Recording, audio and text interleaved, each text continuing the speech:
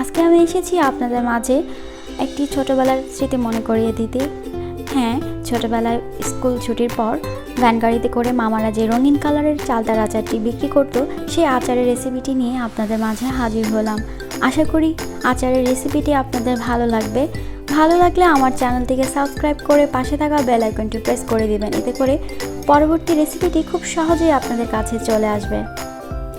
আমি এখানে বড় সাইজের দুইটা চালতা খোসা ছাড়িয়ে এরকম লম্বা লম্বা করে কেটে নিয়েছি। আর চালতাগুলো খুব ভালোভাবে ধুয়ে একটা হাঁড়ির মধ্যে দিয়ে দিয়েছি। আর দিচ্ছি এখানে কিছু পানি, আর দিচ্ছি হলুদ গুঁড়া, স্বাদ মতো লবণ। আর এখন এটাকে নেড়ে চেড়ে আমি এটাকে কিছুক্ষণ সিদ্ধ করে নেব। আর হলুদটা দিয়েছি আমি এজন্য, কারণ হলুদটা দিলে কালারটা চেঞ্জ হবে না, কারণ চালটা কেটে রাখলে কিন্তু কালার চেঞ্জ হয়ে যায়, একটু কালো কালো হয়ে যায়। তো আপনারা চেষ্টা করবেন সামান্য হলুদ দিয়ে দিতে, হলুদ দিলে কালারটা অনেক সুন্দর আসে। আর চালতাগুলোকে আমি খুব বেশি সিদ্ধ করব না, মোটামুটি সিদ্ধ হলেই এটাকে আমি একটা ঝাঁঝরিতে ঢেলে পানি ঝরিয়ে নিচ্ছি। চালতাগুলো ওদিকে ঠান্ডা হতে হতে এদিকে আমি একটা মশলা রেডি করে নিচ্ছি। আমি এখানে দিয়ে দিয়েছি 2টা শুকনা মরিচ, আর দিয়ে দিচ্ছি 2 টেবিল চামচ পাঁচফোড়ন। এগুলোকে আমি হালকা আঁচে নেড়ে চেড়ে ভেজে নিচ্ছি। আর ভাজা হয়ে গেলে এগুলোকে আমি গ্রাইন্ডারে গ্রাইন্ড করে নিচ্ছি। আর ঝালটা কিন্তু আপনারা ইচ্ছা মতো দিয়ে দিবেন। আমি খুব বেশি ঝাল খেতে পারি না, তাই আমি 2টা শুকনা মরিচ দিয়েছি। সেক্ষেত্রে আপনারা আরও কিছু শুকনা মরিচ দিয়ে ভেজে নেবেন। চালতাগুলোকে আমি এখন একটা শিলের সাহায্যে খুব ভালোভাবে একটু থেতলে নিচ্ছি।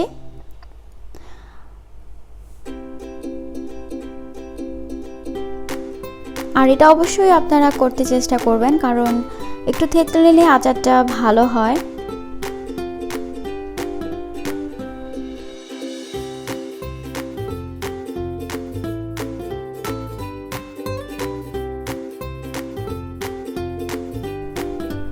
একে একে আমার সবগুলো চালতাকে থেতলে নেওয়া হয়ে গিয়েছে। এখন রান্নার পালা।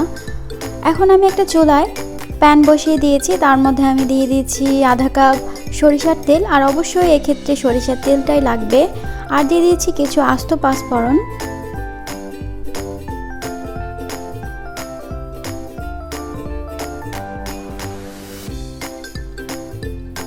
হালকা একটু নেড়ে চেড়ে একটু ভেজে নিচ্ছি। আর এই পর্যায়ে কিন্তু চুলার আঁচটা একদম লোয়ে থাকবে, কারণ খুব বেশি হাই করে দিলে তেলটা আর পাঁচফোড়নগুলো পুড়ে যেতে পারে। এখন দিয়ে দিচ্ছি 2 টেবিল চামচ থেতলে নেওয়া রসুন।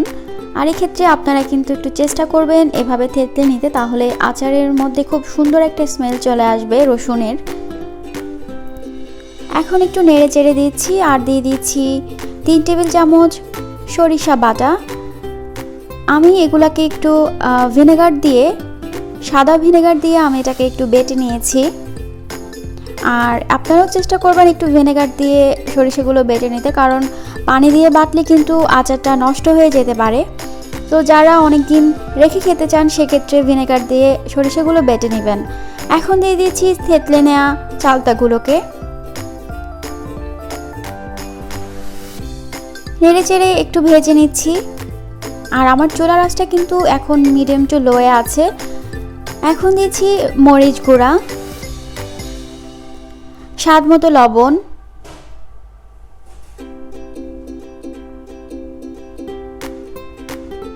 আবার একটু নেড়ে চেড়ে ভেজে নিচ্ছি।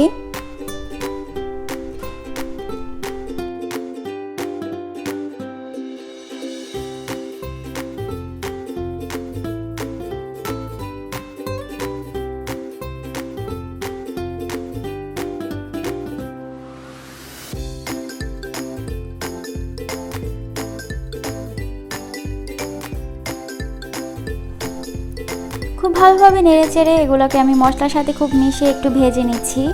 এখন দিয়ে দিচ্ছি এখানে 1 কাপ চিনি। এখানে আমি 1 কাপ চিনি ইউজ করেছি, আপনারা চাইলে কিন্তু কম বেশি করে নিতে পারেন, আপনারা যে যেরকম মিষ্টি খেতে ভালোবাসেন। আর এখানে আমি ব্রাউন সুগারটা ইউজ করেছি। আপনারা চাইলে সাদা চিনি বা আপনারা আখের গুড়টা ইউজ করতে পারেন। আমার কাছে আখের গুড়টা ছিল না, তাই এখানে আমি ব্রাউন সুগারটা ইউজ করেছি। আর এখানে কিন্তু কোনোভাবেই খেজুরের গুড়টা ইউজ করা যাবে না, তাহলে কিন্তু আচার ভালো হবে না। তো আমি একটু এটাকে নেড়ে চেড়ে খুব ভালোভাবে মিশিয়ে নিচ্ছি। আর চিনি দেওয়ার পরে কিন্তু আচার থেকে বেশ কিছু পানি বের হবে, ভয় পাওয়ার কোনো কারণ নেই।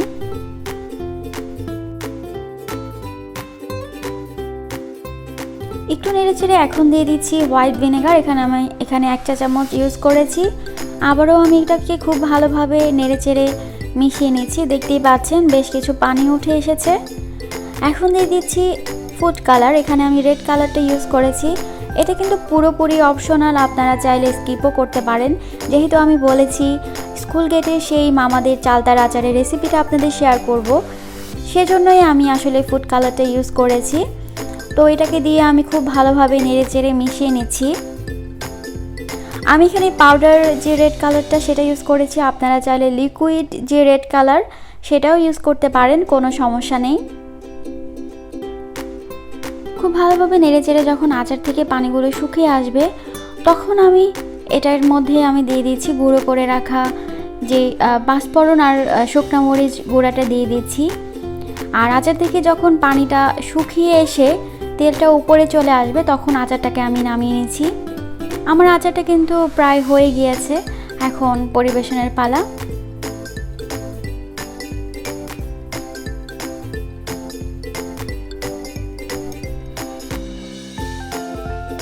এই তো হয়ে গেল আমার মজাদার চালতার আচার। আশা করছি ভিডিওটি আপনাদের ভালো লাগবে।